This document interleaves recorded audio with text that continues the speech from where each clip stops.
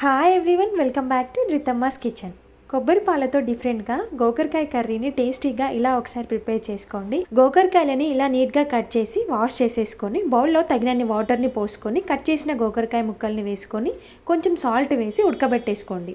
అవి కంప్లీట్గా ఉడికాక ఒక గిన్నెలో వేసి పక్కన పెట్టేసుకోండి. నెక్స్ట్ స్టవ్ పైన ప్యాన్ పెట్టేసి ఆయిల్ని పోసుకోండి. ఆవాలు, జీలకర్ర, ఎండుమిర్చి, కరివేపాకు, కారం కోసం పచ్చిమిర్చిని వేసుకొని ఫ్రై చేసుకోండి. నెక్స్ట్ అల్లం, పసుపు వేసి కలుపుకోండి. చూడండి, ఇలా ఫ్రై అయ్యాక దాంట్లో ఉడకబెట్టుకున్న గోకరకాయలను వేసి ఒక 2 minutes ఫ్రై చేసుకోండి.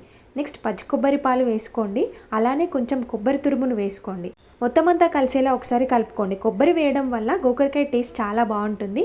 గోకరకాయ అంటే ఇష్టపడని వాళ్ళు కూడా ఉంటారు కదా, ఇలా ఒకసారి ట్రై చేయండి. తప్పకుండా మీరే తింటారు, ఇంత టేస్టీగా ఉంటుంది. నెక్స్ట్ రుచికి సరిపడా ఉప్పు, ధనియాల పౌడర్ని వేసి ఒకసారి కలుపుకొని మూత పెట్టేసి ఒక 5 minutes ఉడికించుకోండి. అడుగు అంటకుండా మధ్య మధ్యలో కలుపుతూ ఉండండి.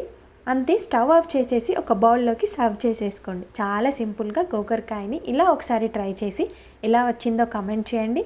నా రెసిపీ కనుక మీకు నచ్చితే ప్లీజ్ నా ఛానల్ని సబ్స్క్రైబ్ చేసుకోండి. Thank you.